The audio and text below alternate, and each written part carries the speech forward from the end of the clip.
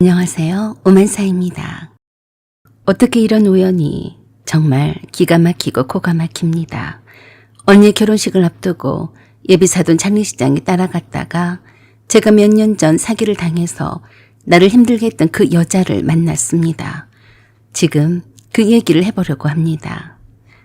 저는 평범한 30대 여성이고 제게는 3살 터울의 언니가 있어요. 언니는 어릴 때부터 책임감이 강하고 저랑은 완전 다른 성격이었습니다. 저는 감정에 솔직한 편이고 언니는 저보다 성숙하고 참을성이 많은 사람이에요. 늘 가족을 위해 먼저 희생하는 스타일이죠. 그런 언니가 드디어 좋은 사람을 만나 결혼을 앞두고 있었어요. 언니가 만난 예비 형부는 언니와 같은 업계에서 일하는 분이었고 진지하고 따뜻한 성품을 가진 분이었죠. 두 사람은 조용히 만나오다 1년이 넘어서야 저희 가족에게 소개했습니다. 언니가 처음 결혼을 결심했을 때 가족 모두가 기뻐했어요. 사돈 어른들도 깐깐하긴 했지만 매너는 있었죠. 첫인상은 무척 좋았고 예비 사돈들도 굉장히 예의 바르신 분이었습니다. 결혼 준비도 순조로웠고 상견례도 원만했습니다. 특히 예비 시아버님이 참 인품이 좋아 보였습니다. 그래서 저희 부모님도 마음을 놓을 수 있었고 저도 언니가 이런 좋은 집안에 시집가면 잘 살겠구나 싶었습니다. 사돈댁과 저희 가족이 처음 제대로 인사를 했던 상견례에서 예비 시누이는 참석지 않았습니다. 예비 시부모님만 나오셨더라고요. 언니의 예비 시아버님은 제게도 말을 잘 걸어주시더군요. 자매가 참 사이 좋아 보인다며 우리도 앞으로 이런 따뜻한 가족이 되자고 하시던 말이 생각이 납니다. 예비 형부한테는 여동생이 한 명 있었어요. 언니는 그 예비 시누이가 처음 만났을 때부터 뭔가 불편했다고 했습니다. 예비 시누이라는 여자는 언니에게 꽤 까탈스러웠다고 했어요. 언니에게 일방적인 태도를 보일 때가 많았습니다. 우리 오빠가 너무 착해서 문제야. 그런 순둥이니까 이런 조건으로도 결혼하겠다고 하지. 그녀는 대놓고 언니를 무시하기까지 했대요. 그때마다 형부가 눈치를 주곤 했었는데 농담이에요. 웃자고 한 얘기예요. 라며 대충 얼버무리곤 했다고 하더라고요.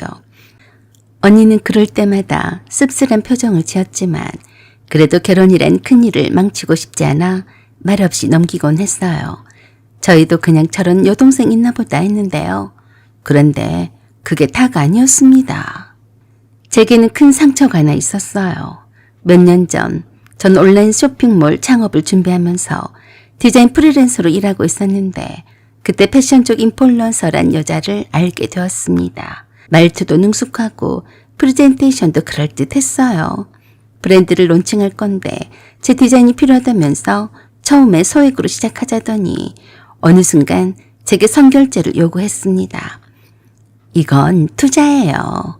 투자하지 않고 돈을 벌 수는 없어요. 수익 나면 배분하면 되니까 나를 믿고 해봐요.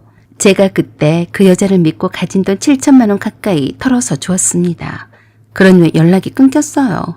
전화, 카톡, 메일 싹 다 못 통이더라고요. 경찰서에도 가고 법률 상담도 받았지만 신분은 가짜, 이름도 가짜, 그 여자는 증발해버린 유령이나 마찬가지였어요. 제가 이런 일이 익숙치 않은 것을 믿기로 나를 상대로 사기쳐 먹었던 겁니다. 그것 때문에 얼마나 힘들었는지 모릅니다. 그렇게 맥없이 당한 제 자신이 너무 부끄럽고 속상하기만 했어요. 한동안 그 일 때문에 다른 일도 못하고 우울해했었어요. 그런 사실을 누구보다 언니가 내 맘처럼 속상해하고 나와 함께 경찰서에도 가서 신고도 하고 여러 가지 법률 상담을 받으러 다녔지만 헛수고였어요. 그 여자의 얼굴만 알 뿐이지 모든 것이 거짓이었으니까요. 참, 대한민국이 사기공화국이라고 하더니 이렇게 사람을 쉽게도 사기쳐 먹는구나 싶었습니다. 사기를 친 인간들이 너무나 많아서 경찰서에 신고를 해도 경찰들도 일상이라서 그런지 별 수사할 의지도 갖고 있지 않았어요. 저 언니한테 그러더라고요. 아이고, 말도 마세요. 이런 사기 사건이 하루에만 한두 건이 아닙니다. 7천만 원은 사건도 아니에요. 3억을 날린 사람도 있고 1억은 보통이고요. 그런 큰 사건들이 너무나 많아서 인력 배당도 힘들어요. 그냥 그 돈 날렸다고 생각을 하세요. 피의자가 정확히 누구인 줄 알아야 수사를 할 건데요. 이런 일은 그냥 본인이 안 당하는 방법밖에 없습니다. 이게 말이야, 방구야? 너무나 사건 사고가 많아서 이건 사건 사고도 아니라며 7천만 원 사기 사건은 일도 아니라고 했고 전세 사기며 더 큰 피해를 당한 사기 사건이 줄줄이 겹쳐 있어서 당장에 수사는 하겠지만 오래 걸릴 거라고 했습니다. 이러니까 대한민국의 사기 사건이 판치는구나 싶었어요. 잡히지 않으니까요. 경찰서에서는 형사사건으로 범인만 잡을 뿐이지 피해 보상은 개인적으로 민사재판을 통해서 해야 하는 것이라서 보통은 수년에 걸쳐서 민사재판을 통한 소송 비용이 돌려받을 돈보다 더 많이 들거나 실익이 없기 때문에 포기한다고들 하더라고요. 오히려 이런 사기 사건을 고발을 해서 경찰들이 일감만 늘어주게 되어서 미안한 생각까지 들게 했습니다. 현실이 그러더라고요. 경찰들과 수사관들은 한정이 되어 있는데 사기 사건이나 보이스피싱으로 인한 피해 사례, 그리고 전세 사기 사건, 그리고 부모님의 이원도 없이 돌아가시게 되어서 한 형제가 자산을 가로챘다는 유산 상속 사기 사건까지 이런저런 사기 사건들을 동시에 수사를 해야 하는 자기네들의 고충을 경황이 없는 나와 언니 앞에서 늘어놓는 것을 보니 이건 경찰서에 신고를 한다고 해서 해결된 문제가 아니겠구나 하는 생각을 하게 하더군요. 피해자가 특정되어 있지 않은 상태라서 소송 진행도 어려웠고 별 의지도 의욕도 없는 수사관들의 수사 진행 상황만 바라보고 있을 수가 없었어요. 법은 현실과 동떨어졌습니다. 빚 좋은 개살구였어요. 일반인들에게 법은 가까이에 있지 않았습니다. 만약 내가 경찰청장의 딸이거나 국회의원의 자녀였거나 고위직 공무원이었다면 상황은 달라졌을 것 같아요. 인간적으로 이해가 되었습니다. 그들의 하소연은 진심인 것 같았으니까요. 수사를 빨리 진행을 하지 못한 점을 강조를 하는 것을 보면 기대를 하지 말라는 뜻이었고 이런 일로 내가 수사가 왜 빨리 진행되지 않냐고 따지거나 민원을 넣지 말라는 미리 쓰는 약과도 같더군요. 큰 사건 위주로 먼저 수사를 진행한다는 방침이었어요. 7천만 원 사기 사건은 사건 축에도 안 된다고 하더라고요. 처음부터 조심성이 없이 사기를 당한 사람이 당해도 싸다는 뉘앙스로 들리더라고요. 직접적으로 그런 식으로 말한 건 아니었지만 종합을 해보면 그렇게 들렸습니다. 그래서 한 번 더 절망을 했었어요. 내가 내 상업을 관두고 바쁜 수사관 대신에 자료와 증거 수집을 위해서 수사를 하고 다녀야 하는지도 수십 번 고민을 했습니다만 이미 동남아든 어디든 도망갔을지도 모르고 신분증도 이름도 다 가짜였는데 수사관들의 수사 의지도 없는데 내가 무슨 수로 그 사기꾼 여자를 잡겠어요. 녹음이나 CCTV 영상도 없었는데요. 그 여자는 차도 가지고 다니지 않았고 저와 함께 사진도 찍지 않았고 SNS를 공유하지도 않았어요. 단지 문자와 카톡과 통화만 주고받았는데요. 그걸로는 부족하다고 하더라고요. 그것 때문에 우라통이 터져서 죽는 줄 알았습니다. 제대로 당하고 경찰서에 신고를 해도 경찰의 수사 의지가 없다 보니 더 화딱지가 나더라고요. 그런 과정을 언니가 내내 잘 알고 있었고 함께 속상해했어요. 그런 지 반년이 지났습니다. 나는 다 있는 수밖에 없었고 행여나 경찰서의 수사 진행을 물어봐도 별다른 진전이 없다고 하더라고요. 그런 날이 계속되었어요. 그리고 올해 봄 언니 결혼을 2달 앞두고 언니의 예비 시아버님이 갑자기 돌아가셨습니다. 심장 쪽 문제로 돌연사였다고 했습니다. 언니는 충격이 컸어요. 저도 위로할 겸 함께 조문하러 갔습니다.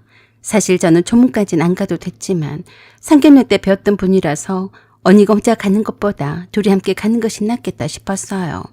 장례식장 분위기는 무겁고 조용했습니다.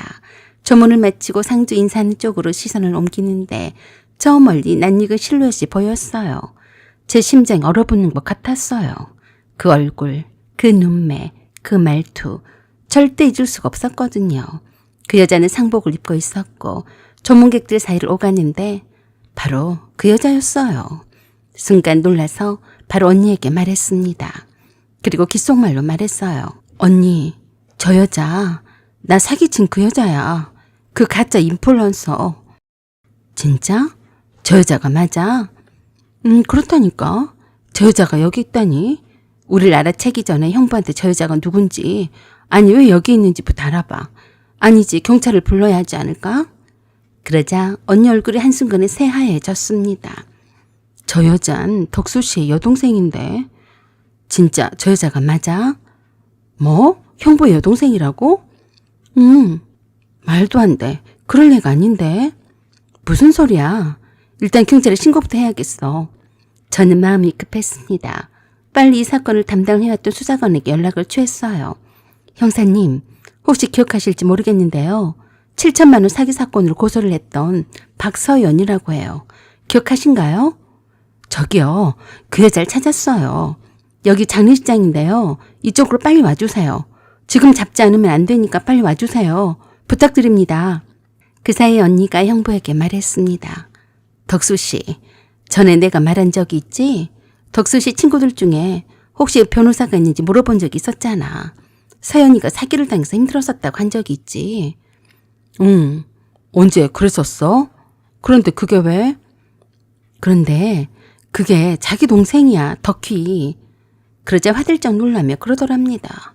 뭔 소리야? 우리 덕희가 그랬다고? 말도 안 돼. 그리고 옥신각신하고 있었는데 덕희라는 그 여자가 언니를 알아보고 우리 쪽으로 다가왔습니다. 제가 전화를 하느라 고개를 숙이고 있었더니 미처 나를 못 알아봤어요. 언니, 왔어요? 오신 김에 일손이 바빠서 그런데 서빙 좀 도와주시겠어요? 그러자 제가 얼굴을 들어서 그 여자 멱살을 바로잡아 올렸습니다. 야, 서민이. 잘 만났다. 내 얼굴을 보자마자 역시나 제 발이 저렸는지 내가 마치 저승사자라도 된 듯이 놀라 자빠지더군요. 그 바람에 멱살을 잡은 내 소나기에서 빠져나가더니 냅다 도망쳤습니다. 기껏 도망친 곳이 유적실이었어요. 아마도 사람들 많은 곳에서 쪽이 팔릴까 싶어서 그랬는지 저를 그쪽으로 유도를 한 듯 싶었습니다. 내가 쫓아가서 들어갔더니 그러더라고요. 야, 네가 뭔 댁에까지 와서 깽판을 치르고 그래? 적반하장도 입은 수지 어이가 없었어요. 뭐야? 네가 내 돈 갖고 튀어놓고 그런 말이 나오냐? 넌 오늘 나한테 죽은 목숨이야. 내 뒤로 언니와 형부가 얼른 따라왔습니다. 언니가 문을 안으로 잠그고 문 앞을 지켜섰어요. 만일에 도망 못 가게 하려고 그랬던 겁니다. 형부가 분명히 덕희란 그 여자에게 닥달을 했어요. 너 바른 대로 말해. 여기 이 사람은 내 처제가 될 사람이야. 너 또 사기 쳐먹은 거야? 그 말에 또 한 번 놀라 자빠졌어요. 뭐? 그럼 올케 언니의 동생이란 말이야? 그때 문 앞을 지키던 언니가 소리쳤습니다. 그래, 이 나쁜 년아. 나한텐 착한 척을 다 하더니 이런 사기꾼인 줄 모르고 깜빡 속아버렸네. 너 내 동생한테도 이런 식으로 사기쳤냐? 그러자 털썩 주저앉더라고요. 이젠 피의자가 특정이 되었으니 오도 가도 못하게 철창 신세가 되어버렸으니까요. 형부가 나와 언니에게 정식으로 덕희를 대신해서 사과를 했습니다. 내가 어떻게든지 7천만 원을 다시 돌려줄 테니 고소를 취하해줘. 나를 봐서라도 부탁해. 라고 하자마자 덕희가 태세 전화를 했습니다. 갑자기 나와 언니 앞에 무릎을 꿇고 싹싹 빌더라고요. 내가 그런 사기에 또 한 번 당하면 사람이 아니었죠. 내가 잘못했어. 돈은 돌려줄게. 그래도 나는 언니 신의가 될 사람이잖아. 한 번만 용서해줘. 내가 사람을 잘못 보고 그런 거야. 다시는 안 그래. 그래서 내가 그랬어요. 돈부터 내놓고 말을 해. 지금 당장 돈부터 이체를 해. 그렇지 않으면 장례식이고 뭐고 여기 온 사람들 앞에서 너네 집 식구들 전부 다 우세를 당할 줄 알아. 당장 안 내놔? 그러자 그 상황에서도 사기를 치더라고요. 지금 그 돈이 어디 있겠어. 지금 내 수중에 지갑도 없는데. 그래서 내가 완전 열이 받아서 밖으로 나가서 장례식에 온 사람들을 향해서 외쳤습니다. 여기 덕희라는 이 집 딸이 저를 사기쳐 먹고 도망쳤습니다. 이 집 구석은 사기꾼 집안이에요. 라고 소리를 질러댔더니 형부의 친척들이랑 형부의 회사 사람들이 다 쳐다봤습니다. 언니 예비 시어머니가 내게 달려와서 무슨 짓이냐며 달려들었어요. 그래서 그대로 말해 주었습니다. 당신 딸이 나한테서 돈 7천만 원을 사기쳐서 가져갔어요. 돈 내놓을 때까지 여기서 이렇게 소리 지를 겁니다. 장례식장 안은 아수라장이 되어버렸어요. 형부의 지인들이랑 친척들이 무슨 일이냐며 물어왔고 그때마다 큰 소리로 대답해 주었어요. 그 바람에 형부가 그러더라고요. 처제, 걱정 마. 내가 줄게. 그러면서 결혼식 비용으로 적금을 털어놓은 3천만 원을 그 자리에서 이체를 해주었고 나머지 2천만 원은 덕희의 계좌에서 이체를 해주었고 나머지 3천만 원은 언니의 예비 시어머니 계좌에서 이체를 해주었어요. 그러면서 뻔뻔하게 그 사기꾼 덕희란 여자가 내게 그랬습니다. 이젠 됐지? 돈 받아갔으니까 경찰에 고소도 취하고 그만 나가죠. 아이 재수없어. 그러자 내가 정색을 하며 그랬습니다. 내가 미쳤니? 손해배상은 받아야지. 손해배상? 그래. 내가 너 때문에 얼마나 금전적으로나 정신적으로 고통을 받았는데 그냥 넘어가라고? 1,000만 원 더 얹혀줬잖아. 얼마면 되겠어?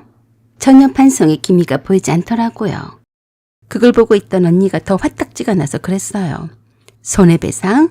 7천만 원의 10배야. 7억 내놔. 이런 싸가지 없는 것이 내 시누이가 될 뻔했어. 넌 이번에 내 손에 죽을 줄 알아. 내 동생이 너 때문에 얼마나 일도 못하고 힘들었는데 넌 내가 가만 안 둬? 그 말을 들은 언니의 예비 시누이인 진짜 이름은 덕기란 여자가 그랬어요. 뭐? 올케 언니 정말 이럴 거야? 내가 돈을 줬으면 된 거잖아. 같은 식구 될 사람끼리 이래도 되는 거야? 그러자 언니가 한술 더 떴어요. 한 식구가 될 사람이라고 했냐? 누구 맘대로? 너 같은 사기꾼 시누이는 절대로 안 둘 거야. 손해배상 7억이야. 안 내놓으면 가만 안 둘 거야. 그러자 이번에는 예비 형부가 나서서 그랬습니다. 가만 안 두면 어떨 건데 그래? 돈을 줬으면 된 것 아니야? 네 시누이야. 이젠 그만 좀 하지. 아버지 장례 이게 무슨 창피야. 그만해. 네가 뭔데 그만하라 말아야? 내 동생한테 피해를 펴놓고 그런 말이 나와? 니도 한통속이지? 열받은 언니를 예비 형부가 잘못 건드렸습니다. 최대한 비위를 맞춰줘도 모자랄 판에 돈을 이체를 했으니까 그만 조용히 하고 나가달라는 말이었어요. 언니는 완전히 뚜껑이 열려서 예비 형부랑 태판 싸우고 난리가 났어요. 이건 완전히 장례식이 아니라 시장 자판 같았습니다. 시끄럽기가 말도 못했어요. 그 와중에도 언니의 예비 시누이가 예비 시어머니한테 뭐라고 짓거렸는지는 몰라도 예비 시어머니가 언니한테 와서 그랬습니다. 지금 뭐 하는 짓이냐? 네 시아버지 장례야. 꼭 이런 날 이렇게 소란스럽게 해야 하는 거니? 오늘이 아니면 날이 아니야. 해도 너무한다. 네가 이러면 네 얼굴에 침 뱉는 거다. 조문객들이 계속 오고 있으니까 네 동생을 데리고 좀 나가 있거라. 세상에 아무리 그래도 그렇지. 시아버지 장례식장에 와서 이게 무슨 꼴이니? 형부도 언니를 막아서며 그랬어요. 자기야 계속 이럴 거야? 덕희는 내 동생이야. 나랑 결혼 안 할 거야? 그만해. 그러자 언니가 단칼에 무자르듯 한마디로 싹 정리했습니다. 야 소름 돋아. 내가 왜 너랑 결혼을 하니? 너도 못 믿어. 내 동생이 당하지만 않았으면 나도 네 동생이 착한 사람인 줄로 속았겠네. 너랑은 파혼이야. 그 말에 예비 형부와 언니의 예비 시어머니가 뒷목 잡고 쓰러진다고 난리를 치더라고요. 장례식장 안은 3시간에 개판 5분 전이 되어버렸는데요. 오로지 언니와 나 때문에 이런 사단이 난 것처럼 내몰았습니다. 그런 것쯤이야 얼마든지 쉬쉬하면서 해도 될 일이고 올케와 시누이 사이니까 모른 척하고 눈 감아줘도 될 판인데 언니가 못돼 퍼먹어서 양아치 노릇을 한 것처럼 대했어요. 그래서 더욱더 언니가 더 화가 많이 났던 겁니다. 그런 와중에 그 느림보 거북이 경찰이 그때서야 도착을 했어요. 경찰들을 대동다지 않고 혼자서 터벅터벅 천천히도 왔더라고요. 저를 보자마자 그러더군요. 박덕희 씨가 누구예요? 그래서 내가 얼른 언니의 예비 시누이를 가리켰습니다. 경찰인지도 모르고 멍청하게 나서서 그러더라고요. 누구세요? 제가 박덕희인데요. 그러자 경찰이 신분증을 내보이고 경찰서로 가자고 했습니다. 그때서야 얼굴이 샛노래진 언니의 예비 시누이가 예비 형부의 뒤로 숨으면서 그러더군요. 돈 줬잖아. 돈을 줬는데 왜 날 잡아간다고 그래? 올케 언니한테 뭐라고 좀 해봐. 그러자 언니가 경찰에게 그랬습니다. 저 여자가 내 동생한테 서민이라고 사기치면서 돈을 가져갔어요. 이제 금방 돈을 돌려받긴 했지만 합의는 절대로 안 합니다. 감방에 쳐넣어주세요. 그러자 그 수사관이 그러더라고요. 본명이 박덕기 씨가 맞으시죠? 사기 전과가 있더군요. 경찰서에 가서 조사를 받으셔야겠어요. 라고 하면서 연행에 갔어요. 그 광경을 전문객들이 싹 다 봤습니다. 지금 그 여자는 구속 상태에서 수사받고 있어요. 제가 낸 고소 외에도 다른 피해자들이 계속 나왔거든요. 언니는 그 집안과 엮이지 않아 다행이라고 하더군요. 세상에 우연은 없다고 하죠. 그날 제가 장례식장에 가지 않았더라면 언니는 그 집안에 들어가서 그 사기꾼과 신위로 살아야 했을지도 몰라요. 여러분, 만약 여러분이 저처럼 과거에 큰 상처를 줬던 사람과 다시 마주친다면 어떻게 하시겠어요? 정의는 멀리 있지 않아요. 그날 장례식장에서 제가 그녀를 알아봤던 것처럼 우린 언젠가 진실과 마주하게 됩니다. 지금 이 영상을 보고 계신 분 중 비슷한 일을 겪은 분이 계시다면 꼭 기억하세요. 사연은 여기까지입니다. 구독과 좋아요, 알림 설정 부탁드려요. 감사합니다.